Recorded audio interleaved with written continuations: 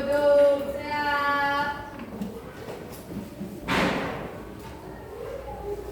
Berdoa dimulai.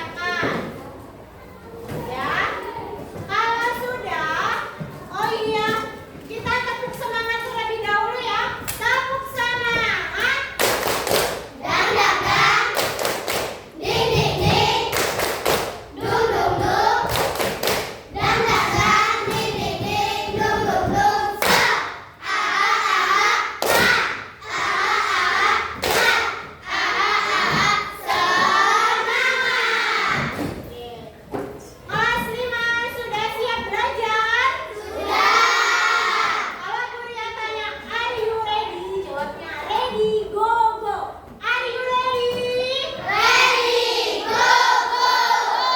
Are you ready? Ready, go, go, go. Baik. Sekarang Bu Ria tanya sama anak-anak. Pernah nggak kalian itu di rumah membantu ibu atau ayahnya memasak mie instan?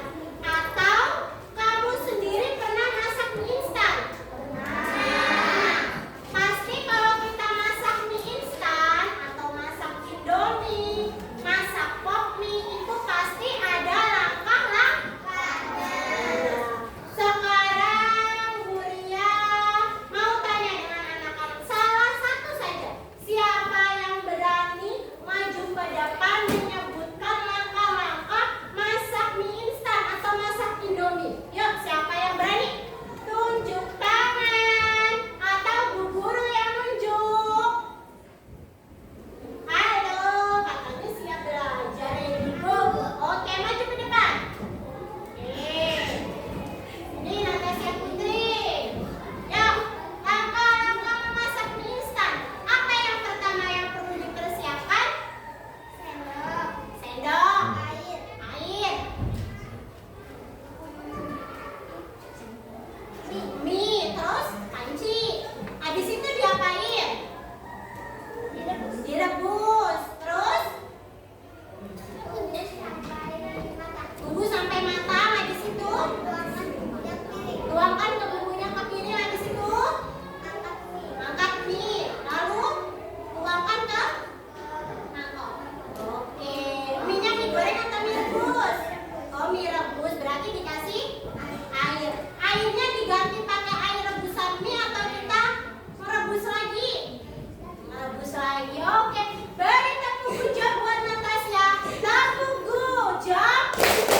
Gujak, gujak. Gujak, gujak.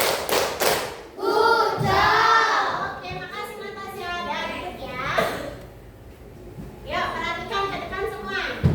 Hari ini kita akan belajar tentang berpikir komputasional. Pasti anak-anak komputasional ini apa ya? Apa sih? Apa komputer? Karena bahasanya hampir-hampir mirip dengan komputer. Oke. Dengan 3 tujuan pembelajaran yang harus kalian capai hari ini. Yang pertama, kalian nanti diharapkan dapat menjelaskan pengertian berpikir komputasional dengan baik, menyebutkan contoh kegiatan sehari-hari yang membutuhkan berpikir komputasional, dan yang ketiga, menyusun langkah-langkah sederhana secara logis dan terstruktur untuk menyelesaikan masalah. Ya, tapi sebelum nanti kalian belajar mengerjakan KKPD, kemudian mengerjakan tugas kelompok, nanti kita akan sama-sama menyimak video pembelajaran. Juga nanti ada sedikit penguatan dari Bu Ria. Paham ya? Sekarang tugasmu, kita yang pertama adalah menyimak video pembelajaran selama 6 menit. Jadi misalnya ada hal yang penting yang perlu kalian catat, boleh ya dioret-oret. Yang penting nanti ketika kamu mau isi apa, oh iya, tahu isinya. Paham? Paham ya? Sudah siap belum? Sudah siap belum? Sudah siap belum? Oke, kalau Bu Ria katakan konsentrasi, konsentrasi dimulai jawabnya, ya. Konsentrasi. Konsentrasi dimulai. Sekali lagi, konsentrasi. Konsentrasi dimulai. Oke, yuk perhatikan.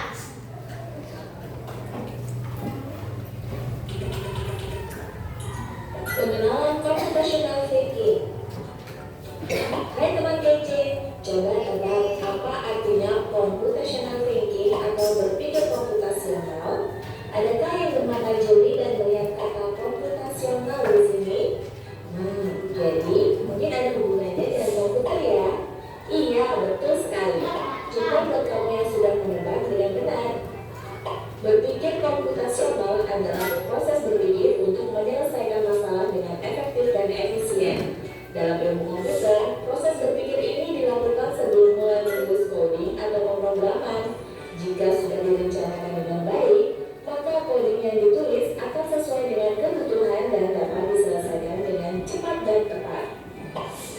Tapi ternyata berpikir komputasional juga bisa dilakukan tanpa komputer dan tanpa internet loh. Malah sebenarnya kita pun sudah menerapkannya dalam kehidupan sehari-hari. Mulai dari membaca buku, mencatat ringkasan pelajaran, hingga menyiapkan tas untuk sekolah besok. Wah, kalau kita sudah bisa menerapkannya setiap hari, berarti kita semua sudah mahir dong. Belum tentu. Contoh-contoh tadi kan menerapkan berpikir komputasional pada masalah yang sederhana. Masih banyak nih masalah yang lebih kompleks, seperti misalnya mengatur keuangan bulanan, apa yang harus dilakukan kalau kamu tersesat di tempat baru, hingga memilih jurusan dan karir. Lalu yang lebih penting lagi, ketika kamu dewasa nanti, kamu akan menghadapi era industri 4 dan bahkan 5. Di sini kamu perlu kecakapan untuk memanfaatkan dunia digital, mulai dari mencari dan memilah informasi yang kamu perlukan, hingga menggunakan informasi itu untuk membuat keputusan penting dalam hidupmu. Menghadapi masalah kompleks kehidupan di masa sekarang dan masa depan ini mirip seperti merencanakan coding yang sudah dibahas sebelumnya. Kuncinya adalah memahami masalah dengan tuntas dan mencari cara menyelesaikan yang efektif dan efisien. Nah, kalau begitu, bagaimana agar kita bisa berpikir komputasional? Sekarang kita bahas ya, 4 landasan dari berpikir komputasional. Yang pertama, dekomposisi. Dekomposisi artinya membagi masalah kompleks ke bagian yang lebih kecil agar mudah diselesaikan. Misalnya, kamu ditunjuk jadi ketua panitia lomba kebebasan. Maka, untuk memudahkan pelaksanaan, kamu bisa menunjuk panitia bagian acara, konsumsi, publikasi, keamanan, dan lainnya. Yang kedua, pengenalan pola. Artinya mencari kesamaan dan pola di antara bagian-bagian masalah kompleks yang sudah dipecah.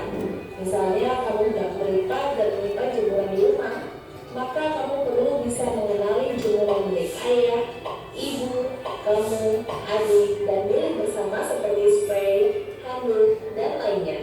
Ini karena jemuran-jemuran itu perlu disimpan di tempat yang berbeda. Yang ketiga, abstraksi. Artinya fokus pada informasi yang penting saja, mengabaikan detail yang tidak diperlukan. Misalnya, kamu hendak menceritakan pengalamanmu berwisata ke luar kota. Tentunya kamu mengalami banyak hal dari mulai berangkat di bus, berfoto bersama, makan di restoran, menginap di hotel, hingga perjalanan pulang. Tapi nggak mungkin kan kamu ceritakan semua kejadian dengan detail pada teman-temanmu. Pasti mereka bosan kalau kelamaan. Jadi kamu harus mencari beberapa kejadian yang menarik saja untuk diceritakan pada teman. Yang terakhir, algoritma. Artinya membuat langkah-langkah penyelesaian atau membuat aturan yang diikuti untuk menyelesaikan masalah. Misalnya kamu diberi daftar belanja di supermarket oleh ibu, ada minyak goreng, telur, roti, sayur, dan kopi. Lalu kamu harus buru-buru karena ibu sudah mau memasak dengan minyak goreng itu. Nah, kalau seperti ini, satu cara yang efisien misalnya mulai dengan mengambil barang yang paling dekat dari pintu masuk hingga terakhir yang paling dekat dengan kasir. Nah, itu dia 4 landasan berpikir komputasional yang perlu diterapkan untuk memecahkan masalah yang kompleks.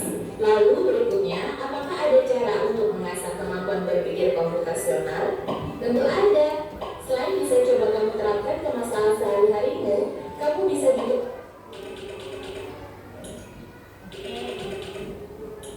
pengenalan komputer.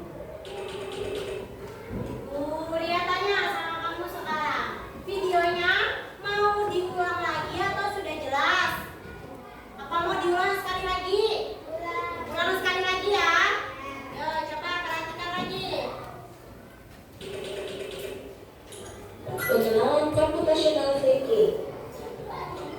Hai teman kece, coba tebak apa artinya computational thinking atau berpikir komputasional? Adakah yang bermata jeli dan melihat kata komputasional di sini? Jadi mungkin ada hubungannya dengan komputer ya? Iya, betul sekali. Cuma buat kamu yang sudah menebak dengan benar. Berpikir komputasional adalah proses berpikir untuk menyelesaikan masalah dengan efektif dan efisien.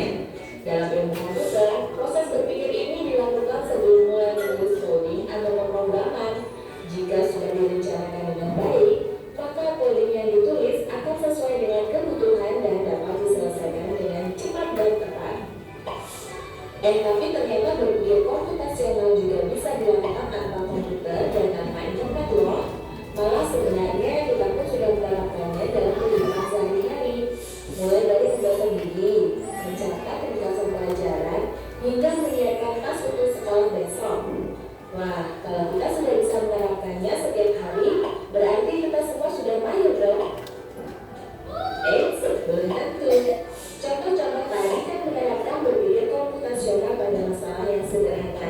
Masih banyak nih masalah yang lebih kompleks, seperti misalnya mengatur keuangan bulanan, apa yang harus dilakukan kalau kamu tersesat di tempat baru, hingga memilih jurusan dan karir.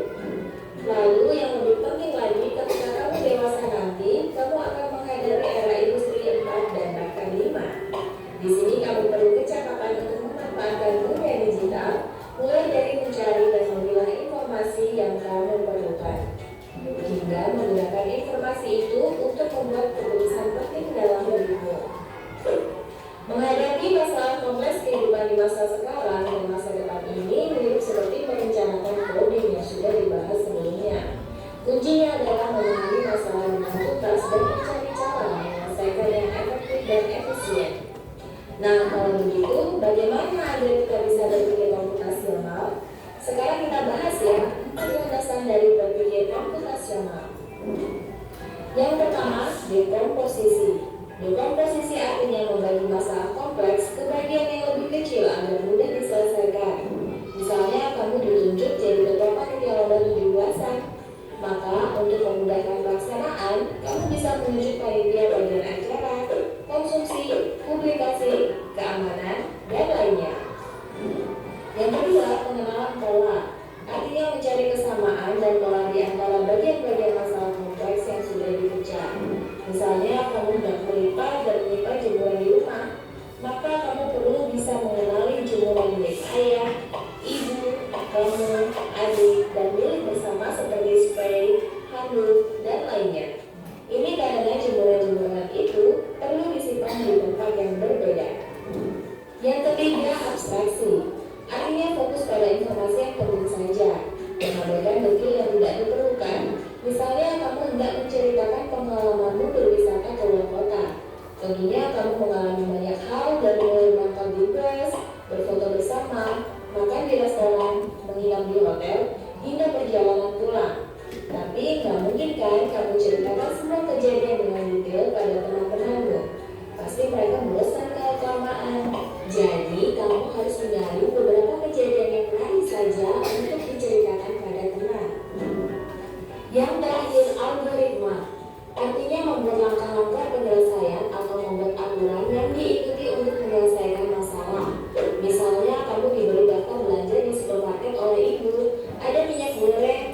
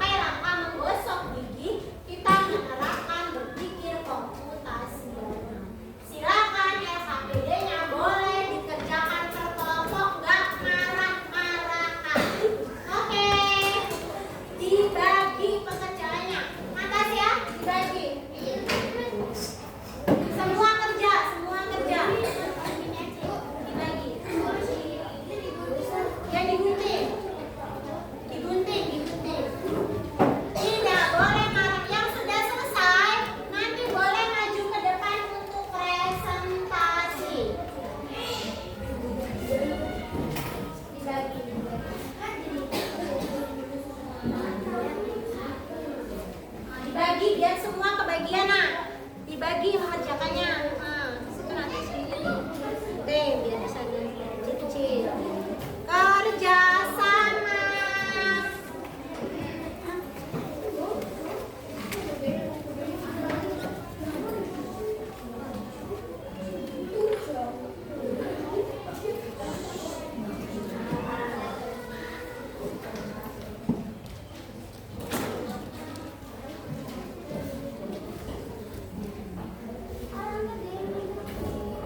Yo, digunting pelan-pelan, kemudian diurutkan. Kalau kamu sikat gigi mana dulu, cuci tangan mana dulu.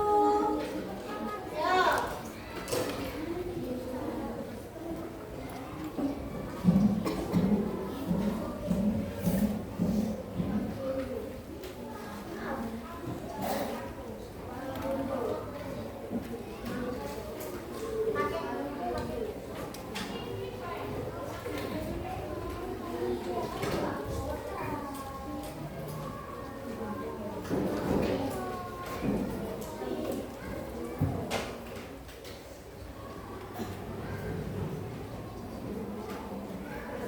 Ini dibagi aja, dibagi kamu nggak bergunting. Oh, ini Bu Guru bergunting. Oh, udah nggak apa-apa barengan. Nih, nah digunting. Bu ini nggak bergunting Bu, cuma satu gunting. Udah nggak apa-apa. Nanti yang lainnya ngelem. Ada yang mengerjakan sikat gigi, ada yang mengerjakan cuci tangan, ya.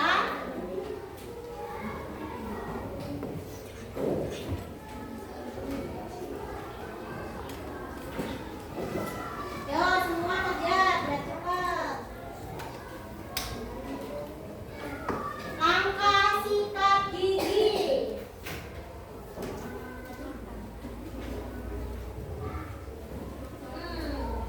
Yo, pelakunya Natasha sudah beraksi, sudah nempel-menempel.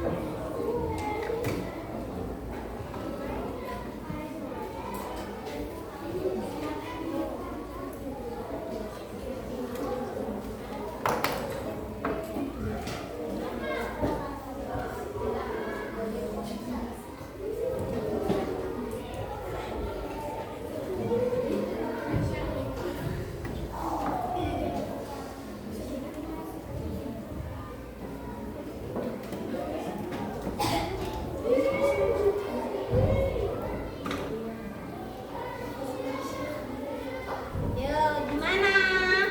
Ada yang mulai, ada yang gunting, ada yang ngelem, ya. Ada yang gunting, ada yang ngelem.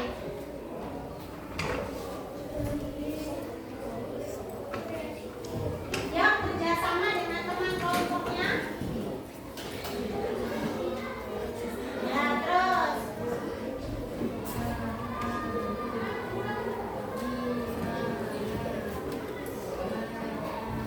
Ayo, gimana kelompoknya Nindita?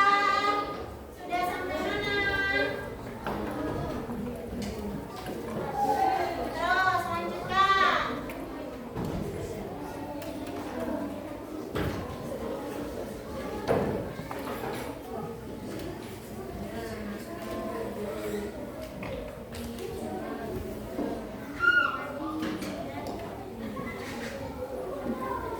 Sudah? Belum? Kerjasama dengan kelompoknya biar cepat.